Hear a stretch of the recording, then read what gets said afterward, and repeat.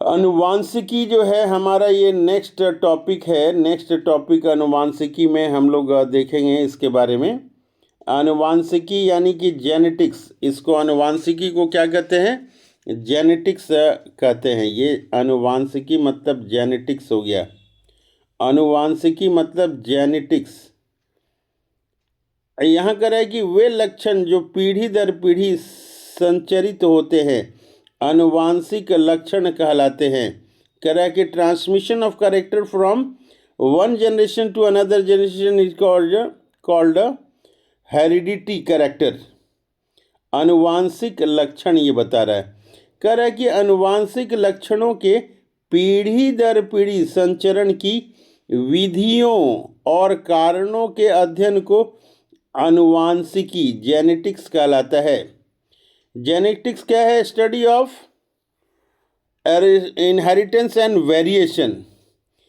Genetics क्या है? Genetics क्या है? Study of inheritance and variation. अनुवांशिक लक्षणों के पीढ़ी दर पीढ़ी संचरण की विविधताओं अलग अलग होना और कारणों के अध्ययन को जेनेटिक्स अनुवांशिकी कहते हैं। कह रहा है कि अनुवांशिकी के बारे में सर्वप्रथम जानकारी ऑस्ट्रिया निवासी ग्रेगर जोहान मेंडल 1822 से लेके 1884 को इनकी मृत्यु हुई थी और 22 को इनका जन्म हुआ था। इसी कारण से उन्हें अनुवांशिकी का पिता कहा जाता है, फादर ऑफ जेनेटिक्स कहा जाता है। अब हम लोग यहाँ देखते हैं नेक्स्ट नोट यहाँ पे दिया हुआ है। ये नोट क्या है? अनुवांशिकी कह रहा है कि अनुवांशिकी मतलब क्या? जेनेटिक्स। शब्द विलियम वॉटसन एक साइंटिस्ट थे, विलियम वॉटसन ने दिया, जबकि जीन शब्द विल्हेल्म जोहानसन ने दिया। यहाँ दो टर्म के बारे में बता रहा है। पहला बता रहा है कि जेनेटिक्स किसने दिया, तो हम लोग संक्षेप में बोलते हैं बैटेसन ने दिया। और टर्म जीन किसने दिया, तो संक्षेप में हम लोग बोलते हैं जोहानसन ने दिया। अब आगे देखते हैं। कह रहा है कि अनुवांशिकी संबंधी प्रयोग के लिए मेंडल ने मटर के पौधे को चुना। क्वेश्चन आता है, मेंडल ने किस पौधे को चुना? तो मटर के पौधे को चुना। कह रहा है कि मेंडल ने सबसे पहले एक जोड़ी फिर दो जोड़ी विपरीत गुणों की वंशागति का अध्ययन किया। पहले क्या किया? एक जोड़ी, फिर क्या किया? दो जोड़ी। कैसे? विपरीत गुणों की वंशागति का अध्ययन किया, जिसे क्रमशः एक संकरीय व द्विसंकरीय क्रॉस कहते हैं। यहाँ बता रहा है दो एक्सपेरिमेंट उन्होंने किया। एक को मोनोहाइब्रिड क्रॉस कहते हैं और दूसरे को डाइहाइब्रिड क्रॉस कहते हैं। यहाँ पे इन्होंने दो का किया। तो अब हम लोग देखते हैं मोनोहाइब्रिड क्रॉस क्या है। ये बता रहा है मोनोहाइब्रिड क्रॉस में एक संकरीय क्रॉस, मोनोहाइब्रिड क्रॉस।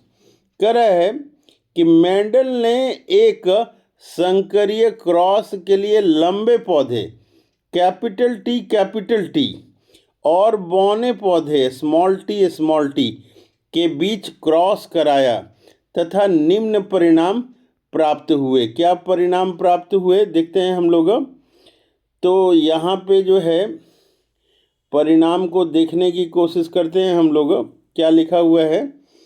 तो यहाँ पे देख रहे हैं कि लंबा पौधा लिया, फिर बौना पौधा लिया। तो जब गैमिट बनाएंगे तो ये आधे क्रोमोसोम हो जाएंगे।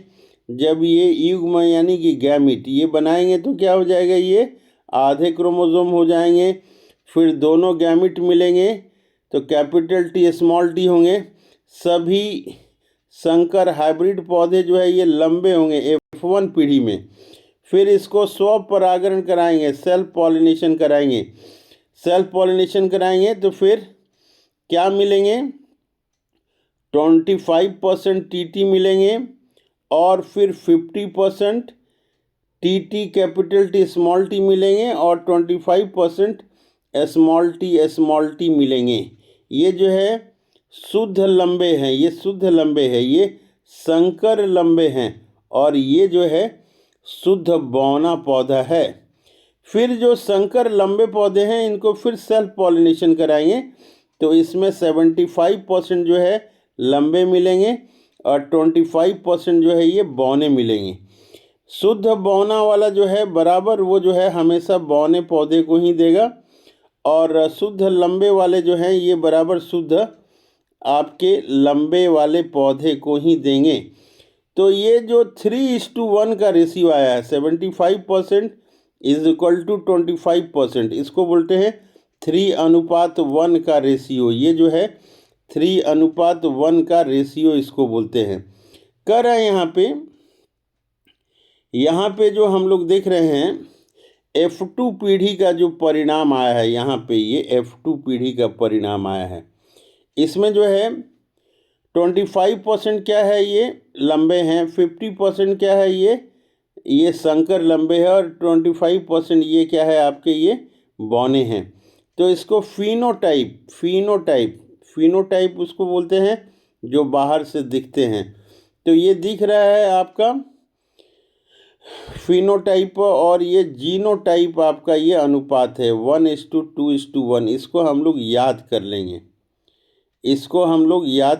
3:1 जो है फिनोटाइप, ये लंबे आपके पौधे होंगे और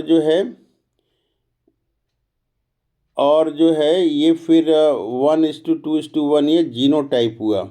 इसको हम लोग याद कर लेंगे। एग्ज़ाम में पूछता है कि मोनोहाइब्रिड का फिनोटाइप क्या है तो 3:1, मोनोहाइब्रिड का जीनोटाइप क्या है तो 1:2:1। ये बराबर एग्ज़ाम में पूछता है और हम लोग को ये बताना पड़ता है, तो ये याद कर लेंगे। अब हम लोग का जो है मेंडल का डाई हाइब्रिड क्रॉस आता है, द्विसंक्रिय क्रॉस आता है, डाई हाइब्रिड क्रॉस। इसमें बता रहा है कि मेंडल ने क्या किया, मेंडल ने द्विसंक्रिय क्रॉस के लिए गोल और पीले बीज लिए, कैपिटल R और कैपिटल Y एवं हरे एवं झुर्रीदार बीज लिए। स्मॉल r और स्मॉल y से उत्पन्न पौधे को क्रॉस कराया। इसमें गोल एवं पीले बीज प्रभावी होते हैं।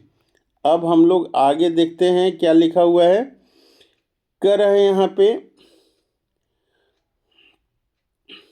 यहाँ पे ये क्रॉस यहाँ पे ये दिखाया हुआ है। इस क्रॉस को हम लोग कोशिश करते हैं देखने के लिए। यहाँ पे ये है, इसको हम लोग ध्यान देते हैं। ये जो गोल है और पीला है, इसके लिए क्या लिया हुआ है, कैपिटल R और कैपिटल Y। झुर्रीदार और हरा जो है इसके लिए लिया हुआ है रिसेसिव कैरेक्टर है, ये डोमिनेंट कैरेक्टर है और ये क्या है, रिसेसिव कैरेक्टर है। तो डोमिनेंट कैरेक्टर वाले को कैपिटल लेटर में लिखते हैं और रिसेसिव कैरेक्टर वाले को हम लोग स्मॉल में लिखते हैं। तो ये गैमिट बनाएगा तो ये आधा हो जाएगा, गैमिट में इसके क्रोमोसोम आएंगे और इसके क्रोमोसोम ये आधे आएंगे। तो इसको जब क्रॉस कराया जाएगा तो ये पौधे मिलेंगे, कैपिटल R और स्मॉल r, कैपिटल Y और स्मॉल y। ये जो F1 पीढ़ी के पौधे होंगे, F1 पीढ़ी के गोल तथा पीली संकर बीज होंगे। क्यों? क्योंकि ये जो डोमिनेंट होता है वही F1 में वही प्रकट होता है। इसको फिर सेल्फ पॉलिनेशन हम लोग कराएंगे, तो ये जो है गैमिट बनाएगा। फिर इसको एक मेल और फीमेल गैमिट मान के चलेंगे हम लोग। तो यहाँ पे इस तरह का ये चार्ट आएगा, ये इस तरह का चार्ट। यहाँ पे ये गैमिट बनाएंगे, ये जो है ये गैमिट बनाएंगे। तो ये गैमिट होगा capital R, capital Y, capital R, small r, capital Y और स्मॉल आर स्मॉल वाई। तो इधर हम लोग गैमिट रखेंगे और फिर इसी तरह के गैमिट जो है फिर नीचे में रखेंगे। क्रॉस कराएंगे तो उसका रिज़ल्ट हम लोग को यहाँ पे ये दिख रहा है कि ये सब रिज़ल्ट आया है, ये सब रिज़ल्ट आया है। तो ये सभी रिज़ल्ट को हम लोग एनालाइज करते हैं। तो एनालाइज जो करते हैं यहाँ पे एनालाइज करेंगे तो क्या रिपोर्ट आएगा ये रखना है। F2 पीढ़ी के पौधों का फिनोटाइप जो होता है वो क्या होता है 9:3:3:1, ये एग्ज़ाम में पूछता है। तथा F2 पीढ़ी के पौधों का जीनोटाइप का अनुपात जो है 1:2:1:2:4:2:1:2:1 प्राप्त होते हैं। ये जो है एग्ज़ाम में ये दोनों चीज़ पूछता है कि जीनोटाइप क्या है और फिनोटाइप क्या है डाई हाइब्रिड क्रॉस का। अब बता रहा है यहाँ पे कह रहा है कि दोनों प्रकार के प्रयोगों के आधार पर मेंडल ने आनुवांशिकता संबंधी कुछ नियम दिए, जिन्हें मेंडल के आनुवांशिकता के नियम के नाम से जाना जाता है। इन नियमों में से पहला एवं दूसरा एक संकरीय क्रॉस के आधार पर व तीसरा नियम द्विसंकरीय क्रॉस पर आधारित है। तो ये भी देखिए एग्ज़ाम में पूछता है कि पहला नियम किसके ऊपर आधारित है, दूसरा नियम किसके ऊपर आधारित है। तो हम लोग बोलेंगे एक संकरीय क्रॉस के ऊपर आधारित है। पूछेगा कि तीसरा नियम किसके ऊपर आधारित है, तो हम लोग कहेंगे कि द्विसंकरीय क्रॉस पर आधारित है। अब हम लोग देखते हैं कि ये जो नियम है मेंडल के जो नियम है ये नियम हैं क्या। तो पहला है प्रभाविकता का नियम। कह रहा है कि लॉ ऑफ डोमिनेंस है। पहला नियम बता रहा है क्या है ये लॉ ऑफ डोमिनेंस है। इसमें बता रहा है लॉ ऑफ डोमिनेंस में कि एक जोड़ा विपरारी गुणों वाले शुद्ध माता या पिता में संकरण करने से प्रथम पीढ़ी में प्रभावी गुण स्पष्ट होते हैं, जबकि अप्रभावी गुण छिप जाते हैं। ये बता रहा है कि डोमिनेंट कैरेक्टर है और एक रिसेसिव कैरेक्टर है। तो डोमिनेंट कैरेक्टर जो है कह रहा है कि F1 पीढ़ी में आएगा, रिसेसिव कैरेक्टर F1 पीढ़ी में नहीं आएगा। कह रहा है कि प्रथम पीढ़ी में प्रभावी गुण प्रकट होते हैं, जबकि अप्रभावी गुण रिसेसिव कैरेक्टर छिप जाते हैं। कह रहा है कि प्रथम पीढ़ी में केवल प्रभावी गुण ही दिखाई देता है, लेकिन अप्रभावी गुण उपस्थित अवश्य रहता है, पर यह गुण दूसरी पीढ़ी में प्रकट होता है। F1 में जैसे हमने देखा था कि सभी जो है डोमिनेंट वाले कैरेक्टर ही आए थे, लेकिन F2 में अलग अलग रिसेसिव कैरेक्टर भी आए थे। अब कह रहा है पृथक्करण के नियम, पृथक्करण का नियम क्या है, लॉ ऑफ सेग्रीगेशन क्या है। कह रहा है कि लक्षण कारकों जीनों के जोड़े के दोनों कारण युग्म बनाते समय पृथक हो जाते हैं और इनमें से केवल एक कारक ही किसी एक युग्मन को पहुंचता है। इस नियम को युग्मकों की शुद्धता का नियम कहते हैं। अब आगे देखते हैं हम लोग क्या लिखा हुआ है। कह रहा है कि लॉ ऑफ इंडिपेंडेंट असॉर्टमेंट। ये लॉ ऑफ इंडिपेंडेंट असॉर्टमेंट क्या है, स्वतंत्र अपव्यूहन का नियम। ये स्वतंत्र अपव्यूहन का नियम क्या है।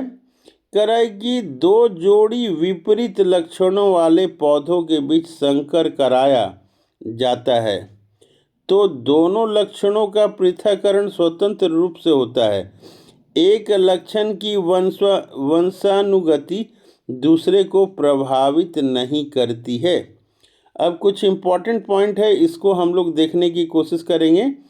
कह रहा है कि डब्ल्यू वॉटसन किसके बारे में बता रहा है, ये डब्ल्यू वॉटसन के बारे में बता रहा है कि डब्ल्यू वॉटसन ने 1905 में सर्वप्रथम जेनेटिक्स नाम का उपयोग किया।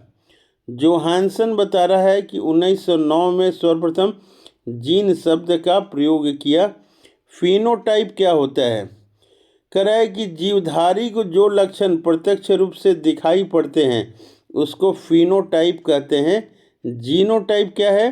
कह रहा है कि जीवधारी के आनुवांशिक संगठन को उसके जीनोटाइप कहते हैं, जो कारकों जीनों का बना होता है। युग्म विकल्पी क्या है? एलील्स क्या है? एलील्स कह रहा है एक ही गुण के विभिन्न विपर्यायी रूपों को प्रकट करने वाले लक्षण कारकों को एक दूसरे का युग्म विकल्पी या एलील कहते हैं। ये इम्पॉर्टेंट टर्म्स हैं। इम्पॉर्टेंट टर्म्स को हम लोग याद करने की कोशिश करेंगे। फिर जो है दूसरे पेज में जाते हैं हम लोग। यहाँ पे क्या बता रहा है, इसके ऊपर ध्यान देते हैं कि क्या कह रहा है। ये कह रहा है लिंकेज के बारे में बता रहा है कि लिंकेज क्या है। लिंकेज सहलग्नता।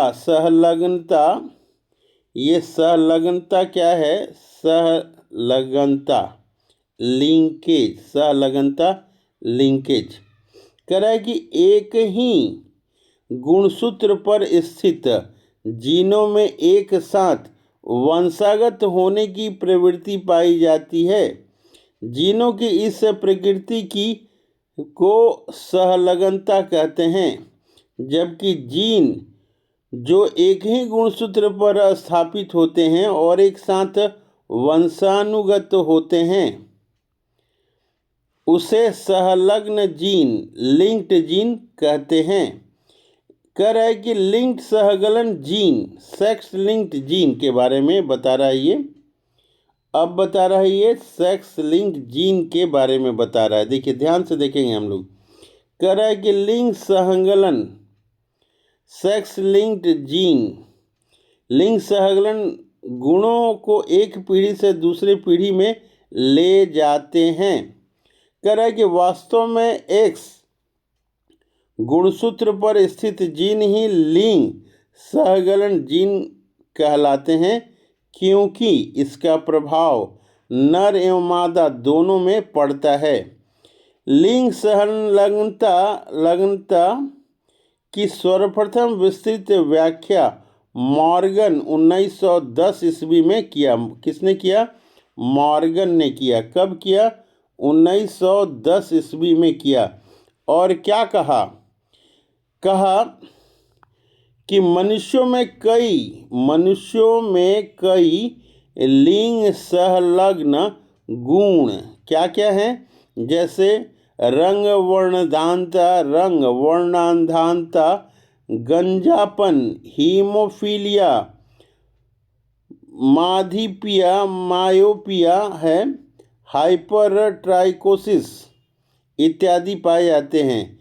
कह रहा है कि लिंग सहलग्न गुण स्त्रियों की अपेक्षा पुरुषों में ज़्यादा प्रकट होते हैं।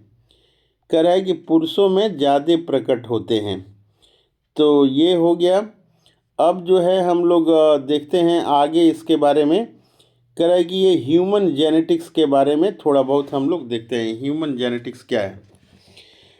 तो ह्यूमन जेनेटिक्स में हम लोग देखते हैं कि गुणसूत्र का नाम W. वॉल्डेयर ने 1888 में दिया। गुणसूत्र का नाम कब दिया? किसने दिया? कह रहा है कि गुणसूत्र यानी कि क्रोमोसोम का नाम W. वॉल्डेयर ने 1888 ईस्वी में किया था, नामांकन किया था। कह रहा है कि गुणसूत्रों में पाए जाने वाले आनुवांशिक पदार्थ को जीनोम कहते हैं। जीन इन्हीं गुणसूत्रों पर पाया जाता है। जीन कहाँ पाता है? इन्हीं गुणसूत्रों पर पाया जाता है। अब हम लोग आगे देखते हैं यहाँ पे कुछ और। कह रहा है कि गुणसूत्रों के बाहर, किसके बाहर? गुणसूत्रों के बाहर जीन यदि कोशिका द्रव के कोशिकाओं में होती है तो उसे प्लाज्मा जीन कहते हैं। कह रहा है कि गुणसूत्र के बाहर जीन कोशिका द्रव के कोशिकांगों में होती है तो उसे क्या कहते हैं? प्लाज्मा जीन कहते हैं। कह रहा है कि 1956 में एस बेंजर द्वारा जीन की आधुनिक विचारधारा दी गई। इसके अनुसार जीन का इकाई सिस्ट्रॉन होता है। उत्परिवर्तन की इकाई म्यूटॉन होता है तथा पुनः संयोजन की इकाई को रेकॉन कहा गया है। तो ये 3 चीज़ इम्पॉर्टेंट है, हम लोग देख लेंगे। जीन का कार्य की इकाई जो है ये सिस्ट्रॉन है। जीन के कार्य का इकाई क्या है? सिस्ट्रॉन है। और म्यूटेशन की इकाई को म्यूटॉन कहते हैं और रिकॉम्बिनेशन की इकाई को रेकॉन कहते हैं। तो ये 3 चीज़ें इम्पॉर्टेंट है, हम लोग इसको याद करने की कोशिश करेंगे। कह रहा है कि मानव में 22 एमिनो एसिड पाए जाते हैं। मानव में 20 आवश्यक एमिनो एसिड पाए जाते हैं। कह रहा है कि आर्थर खोनबर्ग ने, किसने? आर्थर खोनबर्ग ने 1962 में डीएनए पॉलीमरेज नामक एंजाइम की खोज की, जिसकी सहायता से डीएनए का संश्लेषण होता है, निर्माण होता है, सिंथेसिस होता है। अब हम लोग देखते हैं ये मनुष्यों में लिंग निर्धारण कैसे होता है। देखिए मनुष्यों में लिंग निर्धारण कैसे होता है, इसके बारे में यहाँ पे है। तो कह रहा है यहाँ पे हम लोग देखते हैं मनुष्यों में लिंग निर्धारण, सेक्स डिटर्मिनेशन इन ह्यूमन में सेक्स का कैसे डिटर्मिनेशन होता है। कह रहा है कि मनुष्यों में गुणसूत्रों की संख्या 46 होती है और प्रत्येक संतान को समजात गुणसूत्रों की प्रत्येक जोड़ी का एक गुणसूत्र अंडाणु के द्वारा माता से तथा दूसरा शुक्राणु के द्वारा पिता से प्राप्त होता है। कह रहा है शुक्र जनन स्पर्मेटोजेनेसिस में अर्धसूत्री विभाजन के द्वारा 2 प्रकार के शुक्राणु बनते हैं। आधे वो जिसमें 23वीं जोड़ा का X गुणसूत्र आता है अर्थात 22 + X, और आधे वे जिसमें जो है हम लोग ये देख रहे हैं, आधे वे जिसमें 23वीं गुणसूत्र X गुणसूत्र आता है अर्थात 22 + X, और आधे वे जिसमें 23वीं जोड़ी में Y गुणसूत्र आता है अर्थात जो है 22 + Y। ये मेल में हो गया। मेल में 2 तरह के स्पर्म बनते हैं, ये 22 + X और दूसरा स्पर्म 22 + Y। कह रहा है कि नारियों में एक समान का गुणसूत्र अर्थात 22 + X और 22 + X वाले अंडायु पाए जाते हैं। बता रहा है ये कि मेल में 2 तरह के स्पर्म है, ये और एक X और एक Y वाला, लेकिन फीमेल में अंडा में केवल जो है X वाला ही अंडा पाया जाता है। कह रहा है निषेचन के समय, फर्टिलाइजेशन के समय यदि अंडाणु X वाले गुणसूत्र वाले शुक्राणु से मिलता है तो युग्मनज जायगोट में 23वीं जोड़ी XX होगी। अगर ये X मिला इस X से तो क्या हुआ? डबल X हो जाएगा और इससे बनने वाली संतान लड़की होगी। कह रहा है कि इसके विपरीत अगर अंडाणु से यानी कि ये X वाले से Y गुणसूत्र वाले शुक्राणु निषेचित होगा तो XY बनेगा। बोल रहा है कि ये Y वाला इस X से मिलेगा, Y वाला इस X से मिलेगा, तो ये जो है ना XY क्रोमोसोम होगा। 22 और ये XX हो जाएगा 44, यहाँ जो है ना 44 + ये XX हो जाएगा 46, तथा युग्मनज बनेगा तथा संतान लड़का होगा। संतान क्या होगा? लड़का होगा। अब इसके आधार पे हम लोगों ने देखा कि पुरुष का गुणसूत्र संतान में लिंग निर्धारण के लिए उत्तरदायी है। अब हम लोग आगे देखते हैं क्या लिखा हुआ है। कह रहा है कि परखनली शिशु के मामले में निषेचन परखनली के अंदर होता है। फर्टिलाइजेशन कर रहा है, ये कहाँ होता है? परखनली के अंदर होता है। कर रहा है शिशु का पितृत्व, बच्चे का कौन पिता है? पितृत्व स्थापित करने के लिए, माता पिता स्थापित करने के लिए डीएनए फिंगरप्रिंटिंग तकनीकी का उपयोग किया जाता है। डीएनए फिंगरप्रिंटिंग से पता चल सकता है कि माता पिता वो उसके हैं कि नहीं। अब फिर नेक्स्ट टॉपिक में हम लोग वनस्पति विज्ञान करेंगे, वनस्पति विज्ञान। नेक्स्ट टॉपिक वनस्पति विज्ञान।